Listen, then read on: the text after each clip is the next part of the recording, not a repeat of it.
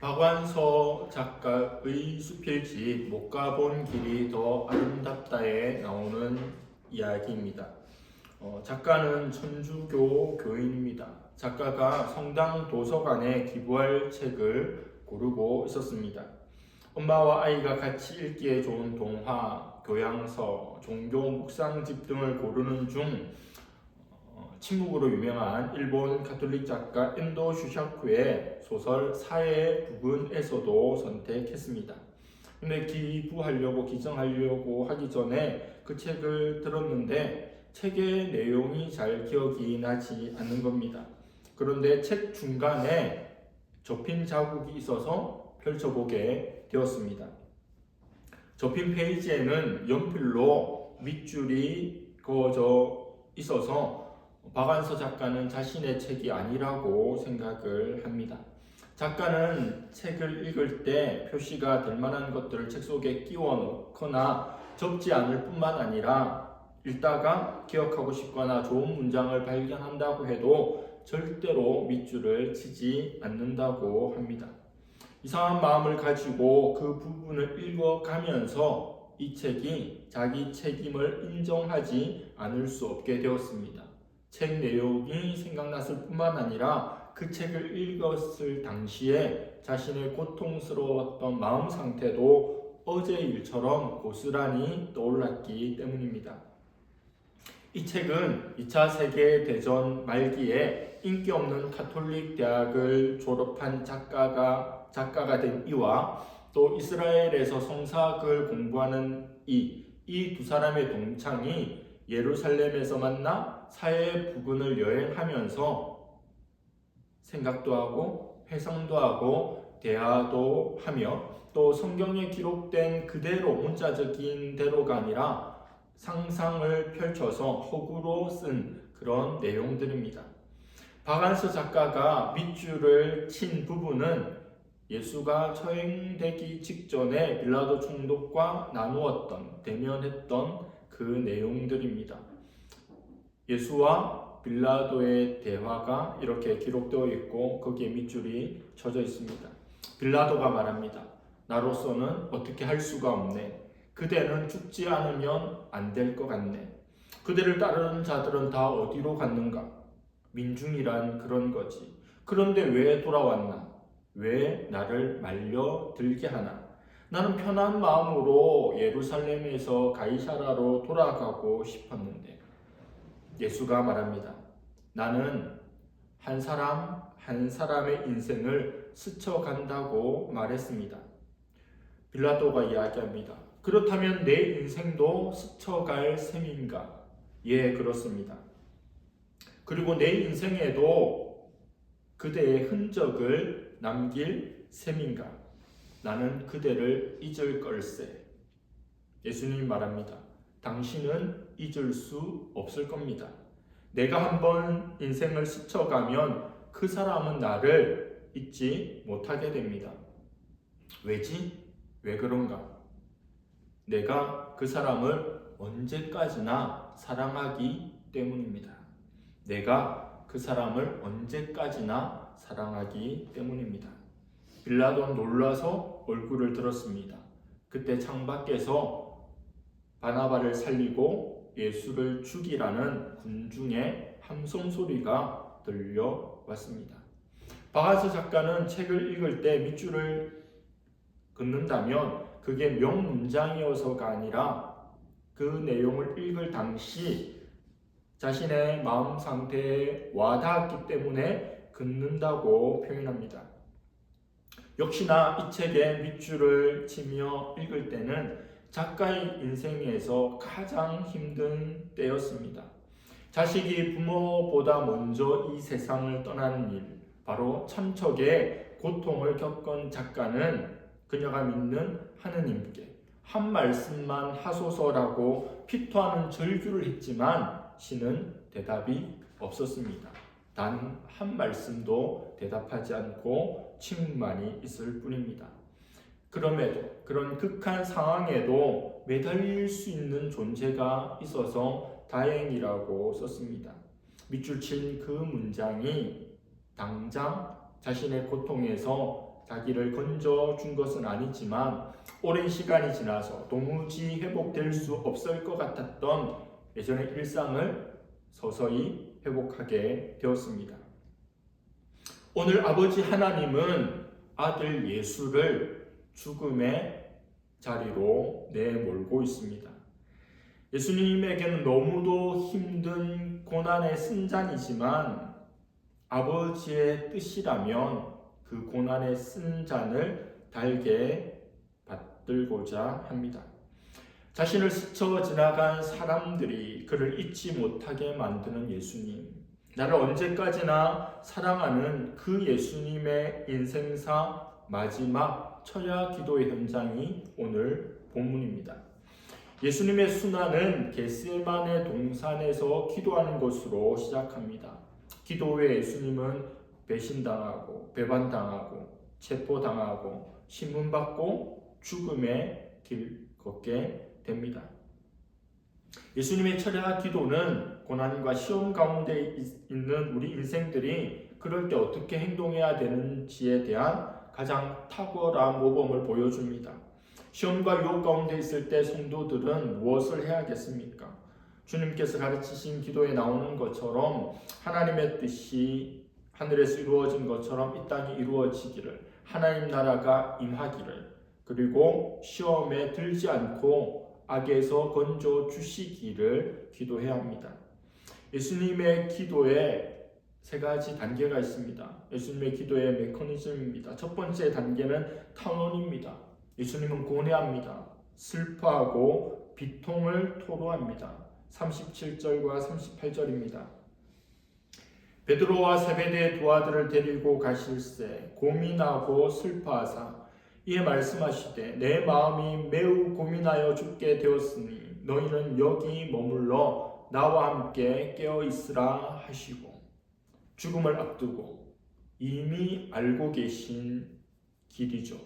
이 일을 위해 세상에 왔음에도 임박한 죽음 앞에서 예수님은 고민하고 슬퍼합니다. 너무너무 고통스러운 마음에 죽을 지경이 된 겁니다. 소크라테스 잘 아시죠? 소크라테스는 억울하게 감옥에서 사약을 받는데 타협할 수 있는 기회가 있음에도 불구하고 그 잔을 받습니다. 묵묵히 죽음을 받아들입니다. 죽음 앞에 두려워하거나 떨거나 그것을 피할 수 있는 길을 찾으려 하지 않고 이 세상을 떠납니다. 이어령 전 장관도 마지막 때 항암을 하지 않고 죽음을 친구처럼 받아들이며 나아가는 모습을 보이죠. 물론 예수님과는 다르죠. 예수님 이후에 존재했던 이라 부활에 대한 소망이 있기 때문에, 천국에 대한 소망이 있기 때문에 의연할 수 있었습니다. 아니, 하나님이시면서 왜 그렇게 고민하고 슬퍼하고 그것 때문에 죽을 지경이 되었나? 십자가를 앞두고 예수님에게서는 신성이 아니라 인성이 그대로 반영된 까닭입니다. 신성으로, 하나님의 능력으로, 신적 능력으로 십자가를 통과한다면 그게 무슨 의미가 있겠습니까? 아무 일도 아니죠. 그러나 우리와 똑같은 인생으로 그 승잔을 앞두고 있는 겁니다. 우리는 당하게 될 고통이 어느 정도 모르니 막연한 두려움이 있겠지만 신적 능력이 있는 예수님은 그가 당할 고통의 무게가, 그 깊이가, 넓이가 얼마만큼인지 다 알기 때문에 훨씬 더 괴로운 것이죠. 히브리서에 나오듯이 예수님은 우리 인생의 고통을 체휼하신 분일 뿐만 아니라 고난당하는 일을 능히 도우시는 분입니다. 그렇게 하나님 앞에 너무너무 고통스러운 자신의 마음을 다 쏟아붓는 것으로 기도를 시작합니다.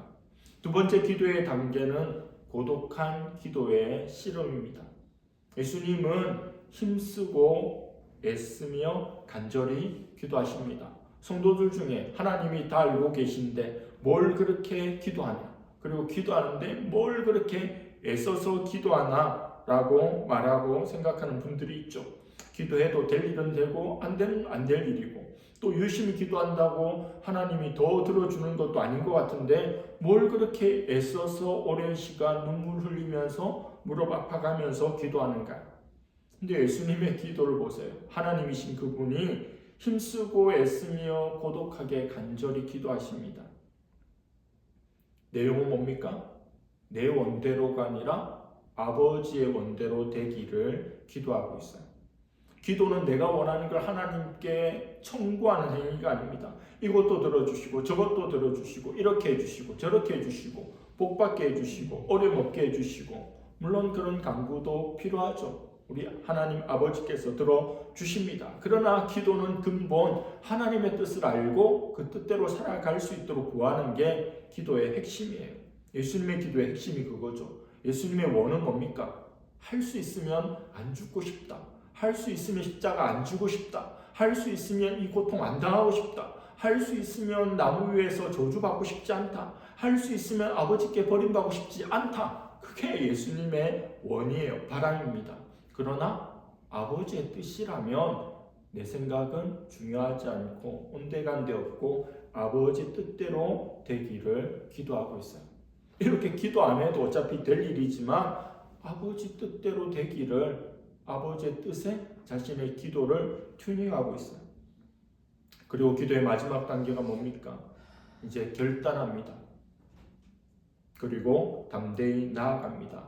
순환의 길로 누구든 피하고 싶은 그 길로 뚜벅뚜벅 걸어가심으로 예수님의 계시만의 철야 기도가 끝납니다. 예수님은 이 철야 기도에 홀로 오지 않고 베드로, 야고보, 요한을 데리고 옵니다. 핵심 3명의 제자를 데리고 옵니다. 그들에게 시험에 들지 않도록 깨어 기도하러 하셨지만 그들은 3번 예수님이 깨워주며 같은 말을 반복할 정도로 잠들어 버렸습니다. 그 결과가 뭡니까? 예수님이 잡힐 때 베드로는 검으로 힘으로 그걸 막으려고 했고 결국 두려움에 다 도망가 버리고 말았습니다. 시험에 들지 않도록 깨어 기도하라고 하는 예수님의 말씀을 지키지 않았으니 시험에 빠져들었고 예수님을 부인하고 저주하고 도망가 버리게 된 거예요. 겟세마네 동산의 철야 기도는 너무도 대조적인 모습을 보여줍니다. 예수님은 지속적으로 깨어 기도하셨습니다. 그 다음날 있을 큰 일을 앞두면 그 밤에 편안하게라도 잠이라도 자고 체력적으로라도 안배를 하는 게 우리 보통의 삶인데 내일 그런 큰 일을 앞두고 오늘 예수님은 밤새서 기도하고 계십니다. 제자들은 밤새서 계속 잠만 잤죠. 예수님은 결과적으로 시험을 이겼고 제자들은 시험 속으로 빠져 들어갑니다. 우린 여기서 제자들의 깨어있지 못하고 잠든 모습을 통해 우리 자신의 연약함을 보게 되죠. 수제자는 베드로, 즉 반석으로 불렸지만 시몬, 즉 갈대처럼 흔들렸습니다. 주님은 우리에게 육신이 약하기 때문에 깨어 기도하라고 하십니다. 너희들 약하지 않느냐? 그러니까 깨어 기도하라고 합니다. 근데 우리는 육신이 약하기 때문에 기도 못해요 라고 변명합니다. 너무도 아이러니컬하게도 우리의 약함 때문에 기도해야 되는데 우리 약함 때문에 기도하지 못한다고 핑계하고 있어요. 그건 핑계고 핑계일 뿐이에요. 마지막 39절 말씀입니다. 조금 나아가서 얼굴을 땅에 대시고 엎드려 기도하여 이르시되 내 아버지여 만일 할 만하시거든 이 잔을 내게서 지나가게 하옵소서. 그러나 나의 원대로 마시옵고 아버지의 원대로 하옵소서 하시고. 유대인들은 앉아서 말씀을 성경을 듣고 보고 일어서서 기도합니다. 근데 예수님의 기도 자세는 통상적인 모습이 아니죠. 서서 기도하는 게 아니라 공경에 처했을 때 드리는 기도의 자세입니다. 하나님의 뜻에 경외심을 가지고 철저한 복종심의 의미로 드리는 일종의 몸 기도입니다. 할 수 있다면 이 잔이 옮겨지기를 구하는 예수님의 말씀에서 인간 예수의 무게를 느끼게 됩니다. 이 기도문은 그 자체만으로 우리에게 감동을 줍니다. 그러나 마태는 예수님께서 기도하시는 모습 그리고 그 장소를 묘사함으로 강렬한 은혜를 우리에게 끼치고자 합니다. 예수님의 마지막 기도의 장소가 어디입니까? 겟세마네 동산입니다. 그래서 겟세마네 기도라고 하죠. 이 장소가, 이 공간적 배경이 암시가 있어요. 메시지가 있습니다. 유대인들은 이를 쉽게 발견할 수 있지만 우리는 잘 알지 못해요. 겟세마네라고 하는 단어는 틀을 뜻하는 가트와 올리브 기름을 뜻하는 슈마님이 합해진 복합 단어입니다. 가트, 슈마님, 겟세마네. 그러니까 예수님께서는 올리브 기름을 짜는 틀이 있는 겟세마네 동산에서 올리브 기름을 쥐어 짜는 것처럼 자신의 심령을 쥐어 짜서 하나님께 기도를 드리고 있는 거예요. 그게 겟세마네 동산에서의 철야 기도입니다. 예수님의 겟세마네 기도를 묘사한 성화는 많이 있습니다. 그러나 성경 말씀, 조금 전에 제가 말씀드렸던 그런 심령을 쥐어짜고 올리브 기름을 짜는 듯한 것을 반영한 작품은 찾기 어렵습니다. 유역 유니온 신학교는 겟세마네 기도 성화로 유명하지만 말씀의 의미가 제대로 표현되어 있지 않습니다. 예수님의 겟세마네를 기도를 그린 성화에는 올리브 기름을 짜는 듯한 이미지가 담겨 있어야 합니다. 무거운 무게추가 위에서 눌릴 때 바구니 옆으로 기름이 흘러나오듯이 예수님은 온 인류의 짐의 무게 그 중압감으로 완전히 땅에 엎어지셨습니다. 예수님의 얼굴은 땅에 떨어졌습니다. 납작하게 땅에 눌린 예수님의 옆구리에서 바구니 옆으로 기름이 흐르듯이 땀방울이 핏방울이 되어 흘러내리게 됩니다. 예수님의 겟세마네 기도를 조용히 무릎 꿇고 고요하게 기도하는 모습으로 그린 성화는 이런 상황을 전혀 이해하지 못한 결과물입니다. 무거운 무게추가 단계마다 하나씩 올려져 4번의 올리브 기름을 짜듯이 예수님은 최후의 한 방울도 남지 않은 찌꺼기가 될 때까지 기도하셨습니다. 더 이상 나올 기름이 없는 완벽한 완전한 찌꺼기 상태가 되었을 때 배반자 유다가 대제사장의 권속들과 함께 나타납니다. 예수님의 골고다 언덕의 십자가로 향하는 최후의 장정이 그렇게 마무리됩니다. 이때 예수님의 몸 상태는 다 짜고 남은 올리브 기름 찌꺼기 같았습니다.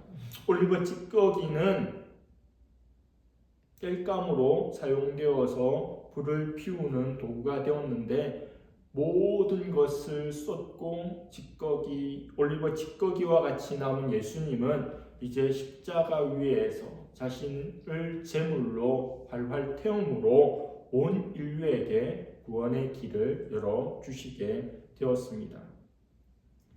하늘에서의 모든 권세를 다 버리고 낮고 낮은 이 땅에 초라하게 오신 우리 예수님, 어린 아이 때로부터 30세의 청년의 때까지 인간으로 겸손하게 배우며 성장하신 예수님, 그리고 공생의 3년 동안 천국 복음을 전파하시고 하나님 말씀을 가르치시며 모든 연약한 자들의 모든 병을 고치시며 조금도 쉬지 못하고 피곤하신 상태이지만 언제나 기도함으로 아버지와 교제하기를 가장 우선시하셨던 우리 예수님, 인류 역사에서 두고두고 기억되며 언급되는 고난주간과 십자가의 길을 뚜벅뚜벅 걸어가신 우리 예수님, 그 마지막 순간을 앞두고 모든 것을 쏟으시며 기도하신 그 예수님을 바라보며 노래하며 묵상하며 함께 깨어서 기도에 동참함으로 2000년 전 제자들이 지키지 못했던 예수님의 그 옆자리를 겨치되어 든든히 지켜드리고 기도로 함께할 수 있는 그런 우리의 고난 주간의 한 주가 되기를 간절히 바랍니다. 기도하겠습니다. 하나님 아버지, 2000년 전 하늘 영광 버리고 이 땅에 가장 낮은 모습으로 오셔서 우리 인생들을 끝까지 사랑하심으로 마지막 십자가의 죽음의 장소로 가기까지 아버지의 뜻을 이루며 온 인류를 향한 구원의 길을 열어주신 그 예수님, 6월절 최후의 만찬 때 나를 기억하고 기념하라고 하신 말씀처럼 이 땅의 성도들이 오고 오는 모든 세대의 교회들이 주님의 죽으심과 주님의 고난당하신 것을 기억하며 감사하며 묵상하며 찬양하며 우리도 그 십자가의 길, 좁은 길을 걸어가 제자로서의 삶을 다하겠노라고 결단하고 다짐케 하여 주시니 감사합니다. 주님 마지막 순간 앞두고 피곤한 육체를 이끌고 잠을 이기며 자기의 원이 아니라 하나님 아버지 원대로 이 잔을 받기를 원하는 겟세마의 기도로 자신의 모든 것을 올리브 기름을 짜듯이 다 짜내시며 하나님의 뜻에 자신을 온전히 의탁하신 그 예수님의 뒤를 오롯이 온전히 쫓아갈 수 있는 우리 모두가 되게 하여 주시옵소서. 하나님, 시험에 들지 않도록 육신이 약하게 늘 깨어 기도함으로 우리를 이기고 죄를 이기고 사탄을 이기고 세상을 이기고 예수 그리스도와 함께 왕노릇하는 그런 승리하는 성도들이 될 수 있도록 인도하여 주시옵소서. 감사드리며 예수님의 이름으로 기도드립니다. 아멘.